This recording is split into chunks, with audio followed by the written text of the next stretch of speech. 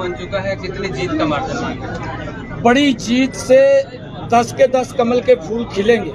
मैं देख रहा हूँ कांग्रेस और घमंडिया गठबंधन के लोग जो एक मंच के ऊपर इकट्ठे आए हैं, जो एक दूसरे को गाली देते थे, आने का काम किया है, गरीब को मजबूत किया है, ईमानदारी से देश को आगे बढ़ाने का काम किया है, देश के इंफ्रास्ट्रक्चर को बढ़ाया है। 11 कमल के फूल खिल करके 10 नरेंद्र मोदी जी के पास जाएंगे, एक चंडीगढ़ में जाएगा। जबरदस्त उत्साह और जोश देखने को मिल रहा है। 25 मई को हरियाणा के लोग बहुत बड़े वोटिंग होने वाली है मार्जिन के अंदर।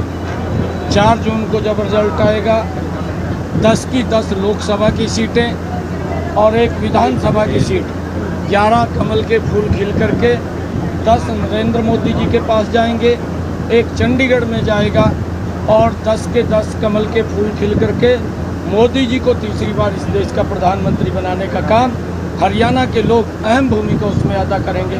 जिस प्रकार से 2019 के चुनाव में बड़े मार्जिन के साथ मोदी जी को प्रधानमंत्री बनाया, अब की बार भी तीसरी बार मोदी जी को प्रधानमंत्री बनाने का काम करेंगे, क्योंकि मोदी जी ने अपने कार्यकाल में गरीब के चेहरे पर मुस्कान लाने का काम किया है, गरीब को मजबूत किया है, ईमानदारी से देश को आगे बढ़ाने का काम किया है, देश के इंफ्रास्ट्रक्चर को बढ़ाया है, देश में जो जन सुविधाएं लोगों को उपलब्ध होनी चाहिए थी, बड़ी गति से इन 10 वर्षों के अंदर आदरणीय प्रधानमंत्री जी ने इस देश के लोगों को देने का काम किया है। चाहे आवास योजना है, चाहे प्रधानमंत्री आयुष्मान कार्ड है, चाहे प्रधानमंत्री किसान सम्मान निधि है, प्रधानमंत्री फसल बीमा योजना है, तमाम ऐसी योजनाएं हैं। चाहे महिलाओं को सशक्त करने के लिए हमारी जो सेल्फ हेल्प ग्रुप की बहनें हैं उनको 1 करोड़ लखपति दीदी बनाने का काम किया है। आगे भी संकल्प लिया है आने वाले समय के अंदर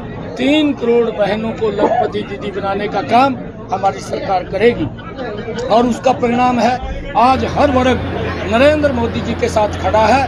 नरेंद्र मोदी जी को एक बड़ा मैंडेट दे करके, अपना वोट दे करके तीसरी बार प्रधानमंत्री बनाने का काम करें। सर, अपने हरियाणा में कहावत है कि दाना दाना भोड़ में हो गया, अब तो एक कार्यकर्ता बन चुका है, कितनी जीत का मार्जिन है? बड़ी जीत से 10 के 10 कमल के फूल खिलेंगे। मैं देख रहा हूँ कांग्रेस और घमंडिया गठबंधन के लोग जो एक मंच के ऊपर इकट्ठे आए हैं, जो एक दूसरे को गाली देते थे, जो एक दूसरे को ये कहते थे, बच्चों की कसम खा करके मंचों पे खड़े होकर के कि मैं कांग्रेस के साथ कभी भी समझौता नहीं करूंगा, बच्चों की कसम खाता हूं। जो मंच के ऊपर खड़े होकर के कहते थे अगर सोनिया गांधी की ईडी जांच कराई जाए तो ये जेल में चली जाएगी, और जो लोग कहते थे कांग्रेस के लोग उनके ऊपर आरोप लगाते थे और वो लोग उनके ऊपर आरोप लगाते थे, आज सारे के सारे घमंडिया गठबंधन के लोग वो एक मंच के ऊपर इकट्ठे हुए हैं। वो इसलिए इकट्ठे हुए हैं, ना तो देश के गरीब की चिंता उन लोगों को है, ना देश के किसान की चिंता उन लोगों को है, ना देश की महिलाओं की चिंता उन लोगों को है, ना देश के युवाओं की चिंता उन लोगों को है। अगर चिंता किसी को है तो नरेंद्र मोदी जी को है। मोदी जी ने मजबूती से हर वर्ग को आगे बढ़ाने का काम किया है।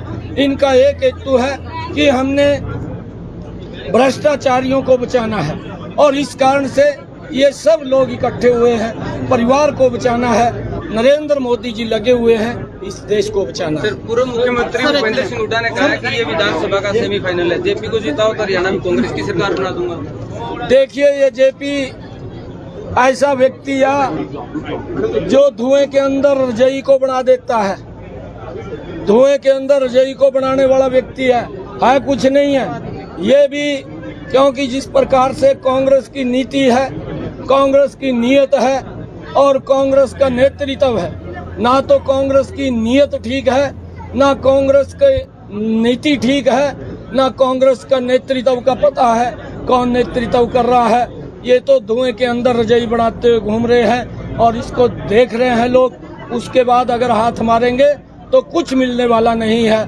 और ये जेपी घूम घाम करके यहाँ पर 5-4 दिन ये सैर करने के लिए आया है और लोग समझ रहे हैं और ये चला जाएगा।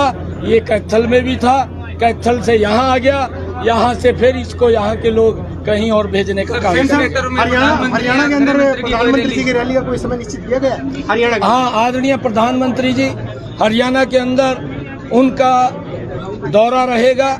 अभी डेटें फाइनल नहीं हुई, जो ही डेटें फाइनल होंगी आपको जरूर उससे बिहार अवगत कराया लोकसभा को जाएगा। मिलेगा, सिर्फ प्राथमिकता मिलेगी साहब? हमारी कोशिश है कि आदरणीय प्रधानमंत्री जी का विजिट इस लोकसभा को भी रहे, परंतु जो ही कार्यक्रम फाइनल होगा आप लोगों को अवगत कराया जाएगा। मेरी जेते साहब स्टेप पावल बनता सीगा ना।